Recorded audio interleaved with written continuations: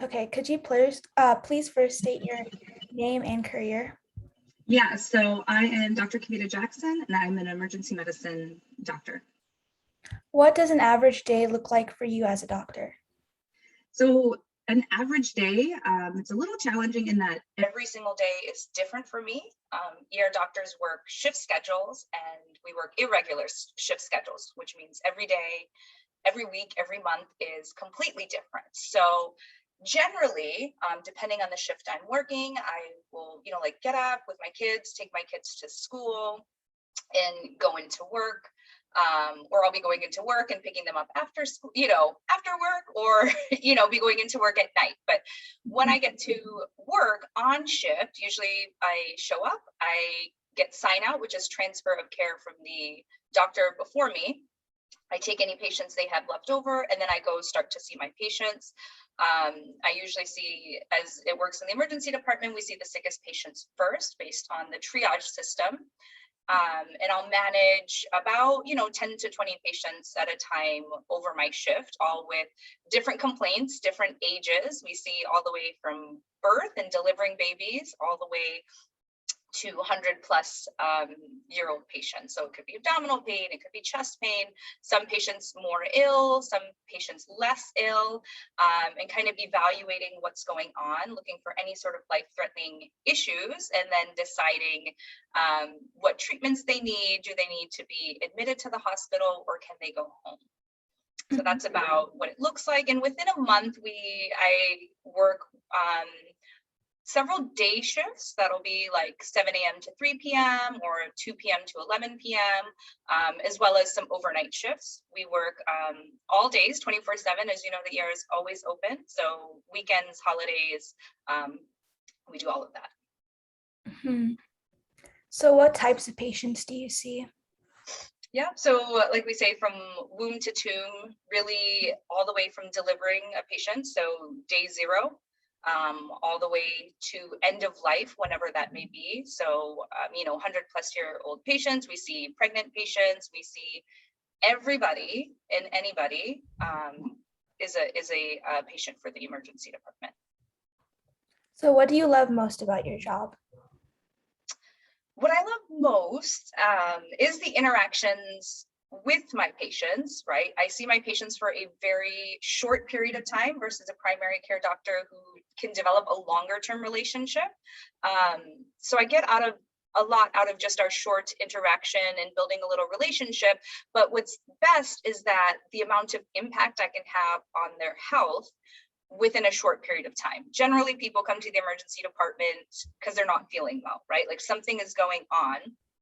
So while kind of evaluating what's happening, I can also do things to make them feel better pretty immediately. Versus like, hey, take this medicine, it should get better in a couple weeks. Like, for instance, if someone comes in with chest pain and their heart's racing and they're in supraventricular tachycardia, or an abnormal heart rhythm and their heart's racing at 180, 200 beats per minute, within a couple minutes of seeing them, I can fix that, whether it's through electricity or medications or other techniques we have. I can do that so they can go from like this, feeling like they're going to pass out, to feeling much better. So having that quick impact is really satisfying. So when did you decide to become a doctor? It was one of those, I think I always knew, like even through middle school and high school, it was kind of at the top of my list. It's kind of hard to elucidate exactly why. Like I knew I wanted to help people, right? Like that sounds very simple, but that's truly what it is for me. And of course you can help people in a lot of different ways, but I'm drawn to health. I was in the sciences. My mom is a physician, so I think she was a direct example and inspiration for me. So that really pulled me to medicine. Mm-hmm. So because you always had like a feeling that you wanted to be a doctor, like what kinds of classes did you do in high school, and like did your desire to become a doctor like affect what like extracurriculars you did as well? Yeah, actually, to be honest, not so much, aside from like I did all of the required classes. And then as you go on to college, you need to do some of the more advanced science classes. So through high school, I didn't push to do anything too particular, really, because you kind of have a set list of classes that you need to take. So I took what was required. I got through my math classes, started into calculus, did the physics, which was all part of my curriculum already. And then outside, I was into music and dance. I played the oboe, I was on color guard, did marching band, I was a drum major. That's really where I spent my time, was with the music and dance community outside of school. But really, when you get to college, which I think we're going to probably get to in the next question, when you take your pre-med classes, then you can kind of tailor into the sciences more. But in high school, I did do some like volunteering and shadowing in hospital settings, right? There's so many places you can shadow, not only through my mom, but just being around the hospital and speaking with other physicians, just kind of getting an idea of what it's like to be a doctor, because what you see on TV is very different than what it is in real life. And even in real life, there's a huge spectrum, right? Like what I do day to day in the emergency department is very different perhaps than like a dermatologist, which is very different from an orthopedic surgeon. So there's a lot of different paths in medicine. So just getting exposure to that, to seeing the possibilities is something that's really nice to start in high school, or, you know, whenever somebody's interested in potentially going to medical school or being a doctor. Mm-hmm. So just like regarding college, what did you major in college? Yeah, so in college, I majored in psychology. I did get a bachelor's of science, just doing the pre-med requirements. So I kind of did both. I always had an interest in psychology itself. And in college, then I kind of, from this aspect of wanting to help people, right? I was thinking about getting a PhD in psychology versus going to medical school. So I kind of did both. I did a lot of research and I took all my science classes to explore both options. And in the end, I went the medical school route. So you do all the prereqs, which once again is a set list of classes. So there's not a lot of flexibility there. But once you get through your pre-med requirements, then you can pick some more advanced topics to pursue, like I think I took a class in like sleep medicine, right? Like I love sleep.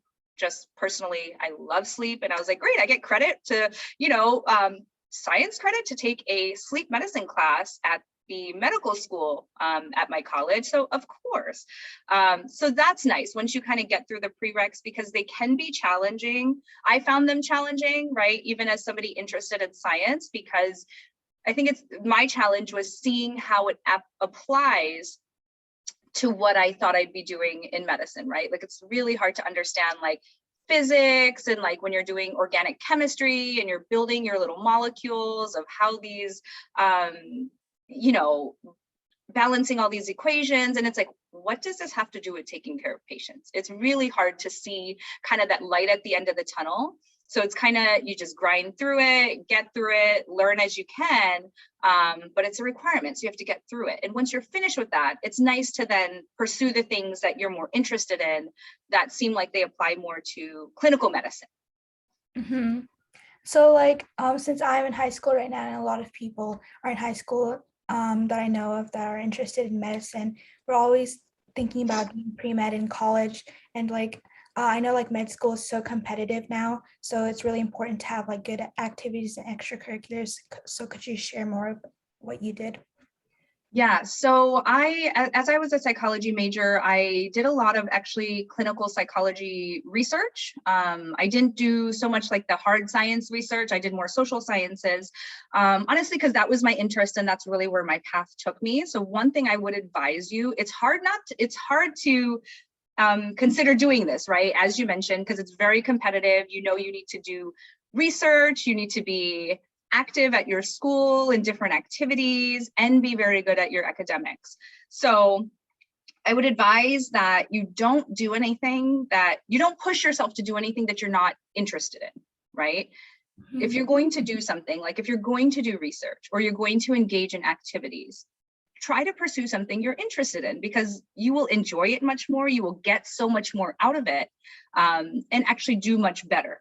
Not so much with scores, but it's like, if you have to do all of this stuff, you don't want to be miserable doing it just to tick off boxes. That will come across in your application when you go to apply to medical school, and you have to talk about it. You want to talk about it passionately. So while a lot of people did some of the more hard science, like biological science research, I did the social science because that was my interest, like human interactions. And my specific research was really looking at optimism, pessimism, perfectionism, and how that affects people in academics and their interactions in life. Through that, I got the opportunity in college to travel like all over the world. I've been to Czech Republic. I've been all over the country to probably about 20 different conferences to present my research. I am published in several different places in books and journals on that topic. So it was something I really got into, and then I did really well, and I could speak really well about because I was interested in it. As far as activities outside of doing academics and research, I was part of founding a sorority at my school. And so I was really engaged with that from a leadership organizational management, with being the first president of the organization, and then helping to establish the organization on the campus and do a lot of, like I said, organization and leadership and relationships with other Greek life. And I met a lot of them personally. I got a big community of friends and social supports and people that I'm friends with, my closest friends even now. I'm like, oh my God, I can't believe, like 15 years out of college almost. And people that I'm very close with now. So, but those were things I was interested in doing. Like, I'm not a sports person, and I knew that, and I would be absolutely miserable trying to do sports. So it did not make sense to push myself to do, anything that I was not into. So that's my biggest piece of advice. There's a lot of things that you need to do. I mean, not a lot, but you want a good, well-rounded application. So absolutely pursue things that you are interested in, that you will enjoy, to make the most of your experience. Mm-hmm. So more onto like the pre-med track in college. So what did the pre-med track in college look like besides the basic requirements? Did you have an advisor who like advised you on like what kind of like extracurriculars to do, or like when you should take the MCAT, and if your MCAT score was good? Yeah, so the pre-med track, like I said, is pretty laid out. Like when I went to college orientation, I was like, I want, they kind of present you the different tracks, right? Like, and I was on the pre-med track, so they kind of give you a schedule and the guidelines of these are the classes you need to take. This is how we kind of recommend that you take them. So there was advice from a pre-med advisor that I had, who I consulted with. Like, I was struggling in some classes, so I went to consult with them. And this is kind of where probably the first time I was told, like, hey, you probably shouldn't go to med school. And that's when I stopped going to the advisor, because I was like, oh, okay. No, that's not what I'm doing. I came to ask for help. So I didn't feel entirely supported, because I know it's a very competitive field.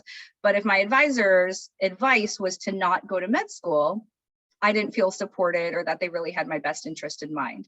So that's not everybody's story, but that was just my experience. So pretty early on, I stopped listening to my advisor and I stopped meeting with them.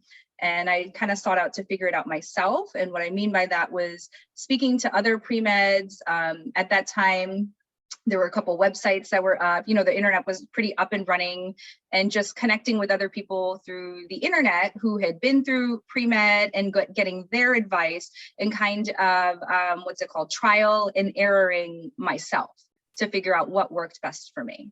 But there was a general outline in the first 2 years. These are the courses you should take. Then I stayed through the summer to take some more. In your second year, these are the courses you should take. And in your third year, you should be taking your MCAT. So I did do an MCAT prep class for that, and then took my MCAT in third year. I didn't do so great on my MCAT. I don't think you can technically fail it, but I considered myself to have failed it. So then I went to troubleshoot, which once again, I figured out on my own through my own personal investigation.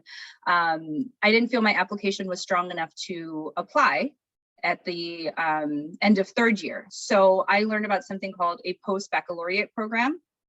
And what that is, it's 1 to 2 years of postgraduate classes that you do after you get your undergraduate degree. So I got my bachelor's of science, and then I went to do a post-baccalaureate program in Philadelphia at the University of Pennsylvania, which for 2 years, I took additional higher level science classes and demonstrated that I could excel at those.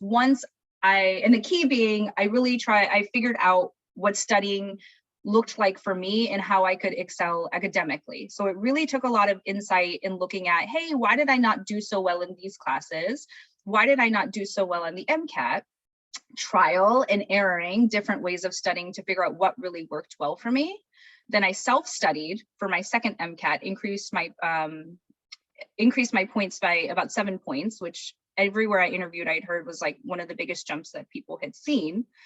So really got my GPA up, showed that I can do really well with the next level classes, that I've learned what my weaknesses are and I've grown on them, and I know how to study and perform well academically. And then I applied to medical school. Mm-hmm. So how was medical school? Like, in other words, what did it feel like in terms of rigor studying, and did you like it? It was really rigorous. It was challenging for sure. Did I like it? I mean, yes, I liked it. And like, I had worked so hard to get there. I was extremely grateful. The day-to-day was definitely challenging, right? Like undergrad and doing pre-med is really challenging. You finally made it here. And it gets, I don't want to say harder, like, because at least you're learning things that seem more interesting and applicable to medicine. And you kind of get this like, hey, I'm going to be a doctor, right? It's no longer this, I'm fighting to get into medical school. Like, I'm here. We did anatomy, like cadavers. And I was like, oh my God, yes, like the human body, just trying to understand things. My classmates were really awesome.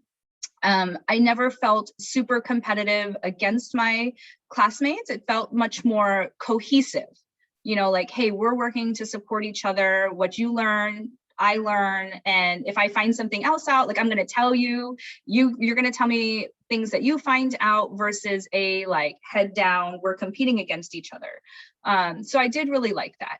The rigor is a lot. But once you get used to doing your pre-med classes, it's really important to figure out, like I said, how you study and what works well for you to stay healthy and balanced mentally and physically outside of your academics. So we would have class from about 7 a.m. to noon, Monday to Friday. That would be like 5 hours of lecture or 4 hours of lecture.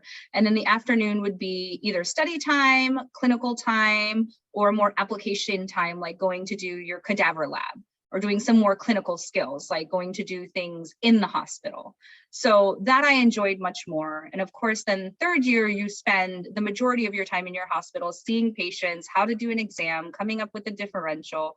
That is much more exciting because it really feels like, hey, I'm finally a doctor. So high rigor, but much more enjoyable. Mm-hmm.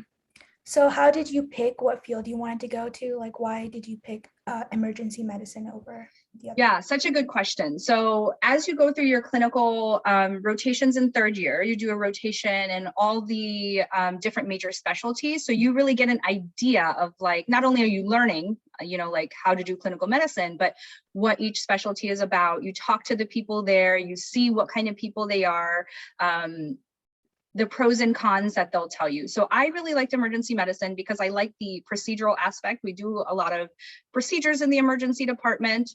I like the broad range of cases that we see. So rather than being, for instance, like an ophthalmologist, which is nothing wrong with an ophthalmologist, but an ophthalmologist is a super expert in the eyes, right? In one organ system of the body. I had a hard time picking one organ system to be an expert in because I kind of had an interest in everything. So I like emergency medicine because, as we're called often, as a jack of all trades. We know a little bit about everything. So I like the variety.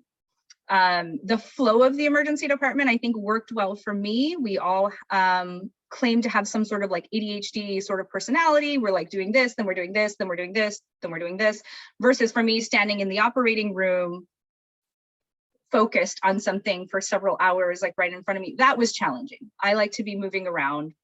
So I like the chaos of the emergency department. And then lastly, the shift work. The shift work can be a challenge because we are constantly having changing schedules. The routine is that there is no routine. However, that offers a lot of flexibility for me in my personal life. Challenges in my personal life? Yes, for scheduling things and missing holidays and big events. That's normal, but it offers me a lot of flexibility. For instance, with my kids, like since I don't work a 9 to 5, next week for Halloween, they're doing like a trunk or treat event on Friday in the middle of the day. Now I know my mom who works a 9 to 5 in medicine, she could never come to my school events, but I can generally make all of my kids' school events and just schedule that time off. I have a lot of weekday or odd times off, which really works for me though, to go do things while other people are working. So I really like that. We also have a lot of flexibility in that way to pursue things outside of medicine. So a lot of emergency medicine physicians are entrepreneurs or avid travelers. Like, you know, you could schedule all your shifts in 2 weeks of the month and then just have 2 weeks off to go travel or go hiking or, you know, be working on your business. So I really like that. Mm-hmm. So what did residency look like for emergency medicine? Mm-hmm. So emergency medicine residencies are 3 years or 4 years. In my particular residency, so yes, once again, it's challenging. You're working like 80 plus hour work weeks. Well, I should say 80-hour work weeks because that is the rule. And my particular structure was 6 days on, 3 days on, 3 days, 3 nights, and then 3 days off. Let me say that again because I said it wrong, but I have 3-day shifts, 3 night shifts, and then 3 days off for a little recovery and then come back, just rinse and repeat, rinse and repeat, rinse and repeat. Mostly emergency medicine, but we do also a lot of critical care training. So I did like a burns ICU, we did surgical ICU, medical ICU, pediatric ICU, neonatal ICU, because critical care is a big part of emergency medicine. We take care of a lot of sick patients. So that was a lot of really good experience, as well as doing pediatrics because we see kids. We did OBGYN because we see pregnant patients. We, you know, occasionally deliver babies. So just getting a broad experience. Schedule was definitely challenging, but it's the most that you'll work clinically ever in your entire career in your training. It's quite rigorous because you're becoming really an expert in your field and honing in your skills before you're an attending. I also had my 2 daughters in residency. That was a personal choice of mine. And I went into residency knowing that's what I wanted to do. So that added another layer of complexity for me, but I was at an amazing program that was extremely supportive and really helped through that, including my colleagues and my peer residents really helped support me through that. Mm-hmm. So I know like in different like specialties of medicine, sometimes after you finish your residency, you can like do a fellowship or like gain more expertise in your field. Was that possible with emergency medicine, and did you do that? Yeah, so emergency medicine, now some fields definitely, it's standard to do fellowships. Some fields, most people don't do fellowships. Emergency medicine is about 50-50. So the beautiful thing, now I'll tell you, I didn't do a fellowship. I went straight to work because I was ready to work in the community. That's where I went. But half of my class did go on to do fellowships. And it's beautiful, once again, the possibilities of fellowships within emergency medicine. So people go to do toxicology fellowships, and they run the poison control centers. People go on, even there's like aerospace medicine, there's hyperbaric medicine, there is EMS or emergency medical services, like helping with, or not helping, but organization and management of like ambulances and a lot of frontline work that's just outside of the hospital before people get to us. People end up working as physicians for sports teams or traveling physicians. So there's a lot of broad range of things you can do. You can do international medicine, you can do wilderness medicine, because emergency medicine is really applicable in like every situation you can think of. Like classic example, like if you're on an airplane and somebody passes out, right? And they go, you know, is there a doctor on board? no knock on any of my other physician colleagues, but the best equipped person there is going to be an emergency medicine physician. That's what we do all day, every day. So we're generally very useful in many different situations. So fellowships are really nice because, once again, lots of flexibility and options of things that you can pursue with the basis of emergency medicine. Mm-hmm. So one final question, do you have any last piece of advice for like aspiring doctors or people looking to go to emergency medicine? Yes, absolutely. So know your why. I think that's really, really important for you to ask yourself and explore within yourself. Know your why. Why do you want to be a doctor, right? And make sure you like that reason. I think really understanding that will get you through to the end, because it is challenging, it is rigorous, it can be really hard to have your nose in a book for all of your 20s when it seems like all your friends are doing really cool things and going out and traveling, and it sometimes feels like you miss out on that aspect of your life. So that can be challenging. It's not to scare anyone away from medicine, absolutely not. It's entirely doable. Do not get discouraged, right? Like, there will be challenges. You might fail at some point, but failure really is a way to learn. Failure does not mean that you cannot. It just means you have to try a different way. So seek support, whether it's from your peers, it's from family, it's from people who are already physicians. We are always welcoming new people to the field. Ask a lot of questions for us, and we're always here to support you. It's not an easy process, but it's totally doable. So as long as you know your why and it's a really good reason, you will get through. Don't give up. Mhm. Okay, that's all. Thank you so much for letting me No interview you. problem. I learned so much today, and I hope you have a great rest of your day. You too. Thank you. Thank you. Bye. Bye.